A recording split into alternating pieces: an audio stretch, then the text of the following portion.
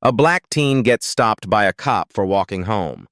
When he says his dad is in special forces, the officer laughs. But when his father shows up, no one's laughing anymore. Like this story, tap.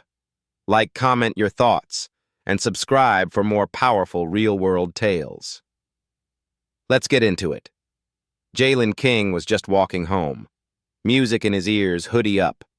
It was a familiar path, one he'd taken 100 times. But in Oakridge Heights, a black teen walking alone was enough to trigger suspicion. And today Officer Grayson decided to act on it. Grayson slowed his cruiser beside Jalen. "Hey, hold up." Jalen paused, removed his headphones, and stayed calm. "Yes, sir." The officer stepped out, scanning him. "You live around here?" Jalen nodded. "Yes, sir. Cedar Street." Grayson wasn't convinced. "Let me see some ID." "I'm 16, Jalen replied. "Just have my school card."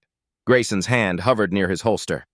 "Keep your hands where I can see them." The tension was sudden and sharp. Jalen slowly unzipped his backpack. Textbooks, notebooks, basketball shoes, no drugs, no weapons, just school stuff. Grayson's scowl deepened. "Where's your dad?" he asked, voice laced with mockery. "At work," Jalen said. "What kind of work?" Grayson pushed. "Special forces." That stopped the officer for a second. Then he laughed. "What, like G.I. Joe?" "That's rich." His voice carried loud enough for neighbors to hear. More officers showed up.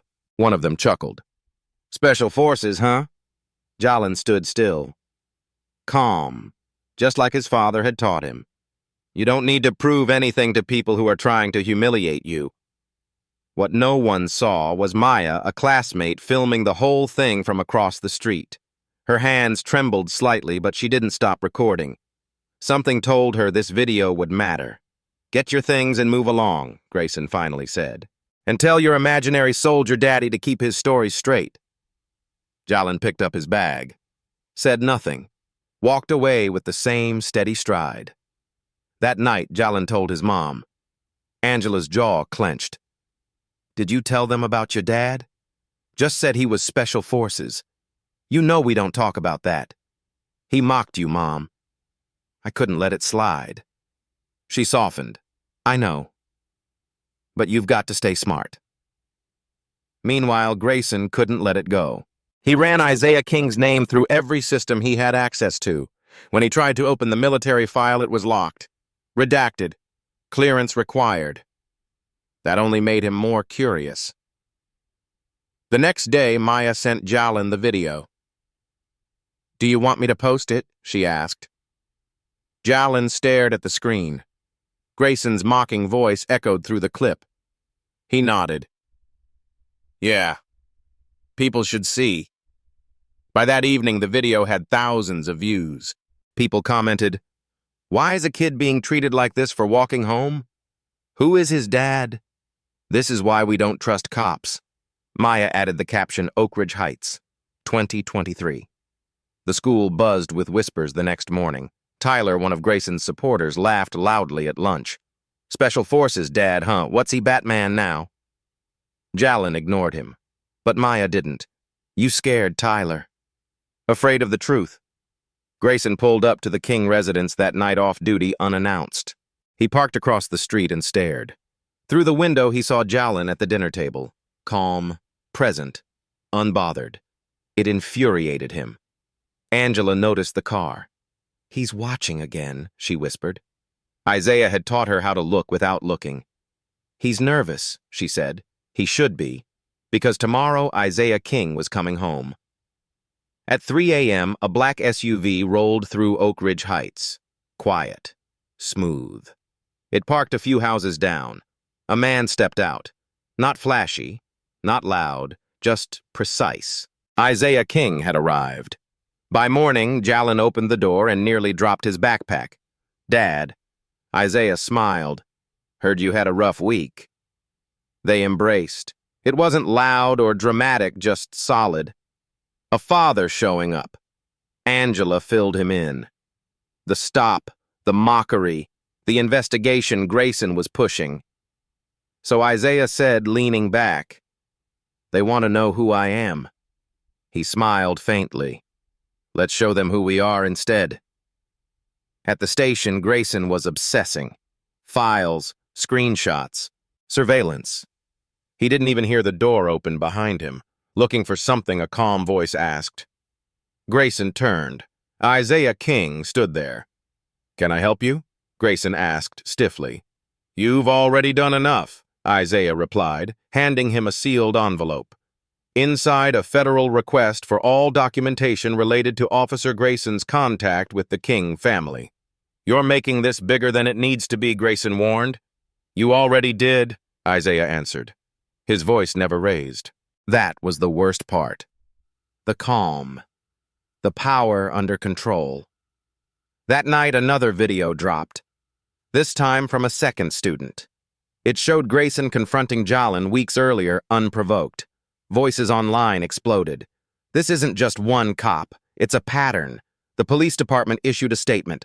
Officer Grayson is on administrative leave pending investigation. Grayson was furious. "He's playing you all," he shouted in the captain's office. "He's not just some dad." Meanwhile, Jalen's classmates began treating him differently. Respect, curiosity, even admiration. But Jalen didn't want attention. He just wanted peace. "This isn't about being right," he told Maya. "It's about being left alone." Grayson wasn't done. He showed up at school. No uniform, just anger. He cornered Jalen near the lockers. "You think this is over?" Jalen stayed calm. "I think you've already lost." The assistant principal saw everything. Maya went live again. "He's not even on duty, and he's harassing a student." The clip went viral. This time, national outlets picked it up. Teen harassed for telling the truth about his military father. Grayson was suspended, then fired. But still, he watched. Watched as Jalen walked home. Watched the SUV that parked at night. He was unraveling. "He's got government protection," he muttered. "This is bigger." That evening, as the sun set, Isaiah walked through the neighborhood, calm, measured. He nodded at neighbors. "Evening." No one asked where he'd been. But they knew. You don't question the man who makes shadows afraid. At school, Jalen was asked to speak in assembly. He hesitated. But Maya nudged him. "You've already inspired people. Now say something." He walked to the mic, looked out, and said just 8 words. "I told the truth. That should be enough." Silence. Then applause. Not loud, but sincere. It wasn't just about his dad anymore. It was about all the kids like him, told they didn't belong, told they had to explain themselves. Isaiah watched from the back, Angela at his side. "He's got your discipline," she whispered. "He's got your fire," Isaiah replied, then added, "And now, he has something neither of us had back then. A voice." That night, Isaiah received a call from D.C. "You're exposed," the voice said. "We can relocate you." Isaiah looked out at the quiet street, at the house he built, at his son inside. "No," he said. "We stay. We fight different now."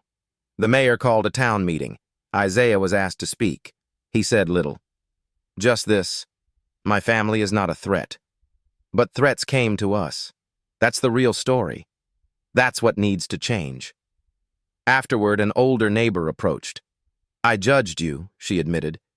"But your son, he reminded me what courage looks like." Isaiah didn't say thank you. He just nodded. Dignity didn't need gratitude. It needed action. Grayson was gone, but the lessons remained. Maya's video was used in training. Teachers rewrote policies. Students formed a committee for equity. Jalen just kept showing up not as a hero, just himself. On his birthday, Jalen found a note on the kitchen table. From Isaiah.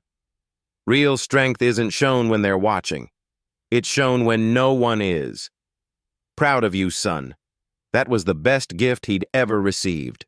And as the sun rose over Oakridge Heights, something new bloomed, not just awareness, but change. All because one boy stood firm and one father came home.